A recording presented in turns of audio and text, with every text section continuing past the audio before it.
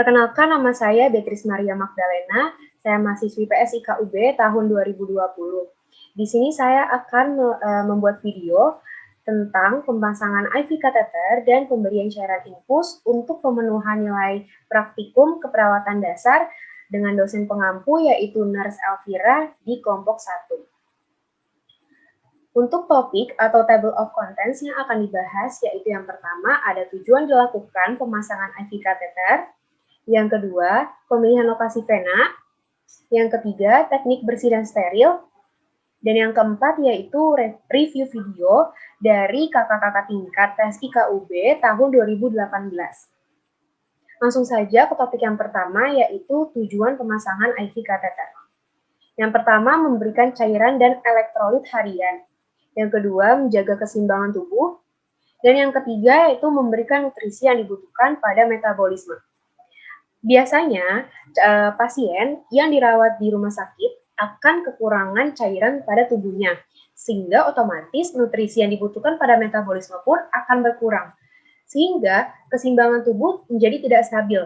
Oleh karena itulah, pemasangan IV kateter ini sangat tepat dilakukan ke pasien-pasien tersebut, guna memberikan cairan dan elektrolit hariannya, serta nutrisi yang dibutuhkan pada metabolisme pun akan menjadi meningkat dan keseimbangan tubuh menjadi stabil kembali.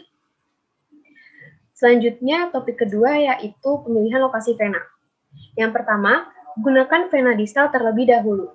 Yang kedua, gunakan lengan pasien yang tidak dominan. Yang ketiga, pilih vena di atas area fleksi. Yang keempat, pilih vena yang cukup besar untuk memungkinkan aliran darah yang adekuat ke dalam kateter. 5. Palpasi vena untuk menentukan kondisinya. Selalu pilih vena yang lunak, penuh, dan tidak tersumbat. 6. Pastikan lokasi yang dipilih tidak mengganggu aktivitas. 7. Pilih lokasi yang tidak akan mempengaruhi pembedahan atau prosedur yang direncanakan. Nah, untuk nomor 1, gunakan vena distal terlebih dahulu. Itu maksudnya adalah perawat ketika ingin melakukan pemasangan IV kateter dapat menggunakan vena distal terlebih dahulu atau vena yang terletak di area telapak tangan terlebih dahulu seperti yang ada di gambar. Kedua, gunakan lengan pasien yang tidak dominan. Maksudnya adalah ketika pasien beraktivitas atau makan, minum, atau menulis menggunakan tangan kanan, maka perawat dapat menggunakan tangan kiri pasien untuk dipasangkan IV kateter, dan juga sebaliknya. Yang ketiga, pilih vena di atas area fleksi. Keempat, pilih vena yang cukup besar untuk memungkinkan aliran darah yang adekuat ke dalam kateter. 5. Palpasi vena untuk menentukan kondisinya. Nah, di sini perawat dapat dibantu menggunakan tourniquet yang dipasang di tangan pasien 10 cm dari perkiraan vena yang akan diinsersikan. Nah, ataupun perawat dapat juga menggoyang-goyangkan telapak tangan pasien seperti ini agar venanya dapat terlihat dengan jelas dan juga tidak salah dalam menentukan vena yang akan diinsersi. Maka oleh karena itulah pilih venanya harus yang lunak, penuh, dan juga tidak tersumbat. Keenam, pastikan lokasi yang dipilih tidak mengganggu aktivitas. Pilih lokasi yang tidak akan mempengaruhi pembedahan atau prosedur yang direncanakan. Nah, ini sama saja seperti poin kedua tadi. Jadi, ketika pasien menggunakan tangan kanan untuk beraktivitas, maka perawat dapat menggunakan tangan kirinya untuk pemasangan IV kateter. Selanjutnya yaitu teknik bersih dan steril. Nah, jadi tujuan dari teknik bersih dan steril ini sama-sama menjaga pasien dari infeksi. Hanya saja perbedaannya itu di teknik steril itu bertujuan untuk membunuh kuman atau mikroorganisme yang dapat menyebabkan penyakit. Sedangkan teknik bersih itu berfokus atau bertujuan untuk pengurangan jumlah mikroorganisme secara umum. Nah, contohnya dalam pemasangan IV kateter ini, teknik steril digunakan ketika perawat memegang aboket atau venflon, atau bisa disebut vena kateternya. Selanjutnya yaitu ketika perawat akan membuka cairan infus atau botol cairan infusnya. Jadi botol tersebut harus di swab dulu menggunakan alkohol swab. Poin yang terakhir yaitu review video dari kakak tingkat PSIKUB tahun 2018. Berikut beberapa poin yang akan saya sampaikan, yaitu yang pertama, kakak yang berperan sebagai perawat itu yang pertama sudah melakukan tahap pertama, yaitu memperkenalkan diri terlebih dahulu dan menjelaskan tujuan tindakan yang akan dilakukan. Sebagaimana sesuai dengan SOP dan juga kebijakan perawat untuk sebelum melakukan tindakan pemasangan IV kateter. Yang kedua, tidak menjaga privasi pasiennya. Yang ketiga, tidak menyiapkan perawatan dengan rapi. Jika dilihat dari video, kakak yang berperan sebagai perawat itu tidak menyiapkan peralatannya atau tidak menyusun peralatannya dengan rapi.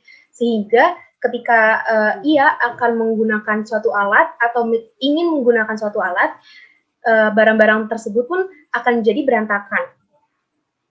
Yang keempat, tidak melakukan hand hygiene di awal dan di akhir. Nah, seharusnya seorang perawat itu sebelum melakukan tindakan apapun, melakukan prosedur hand hygiene dengan mencuci tangan dengan tepat dan benar. Dan juga di akhir tindakan seharusnya perawat dapat melakukan prosedur hand hygiene tersebut.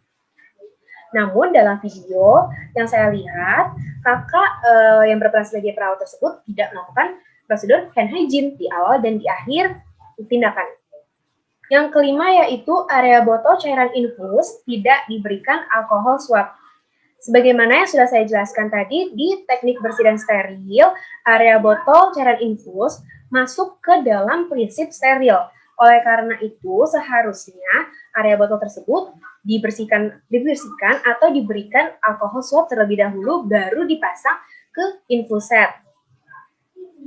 Selanjutnya, kakak yang berperan sebagai perawat sudah melakukan desinfektan area vena yang akan diinsersi secara sirkuler keluar. Berarti prosedur tersebut sudah benar. Selanjutnya, area steril terganggu oleh kerudung kakak yang berperan sebagai perawat.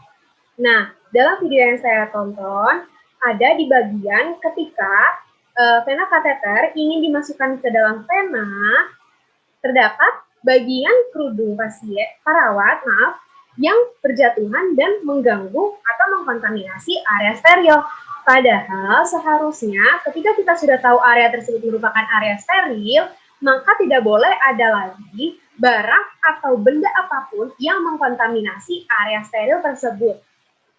Selanjutnya, area penusukan tidak difiksasi terlebih dahulu.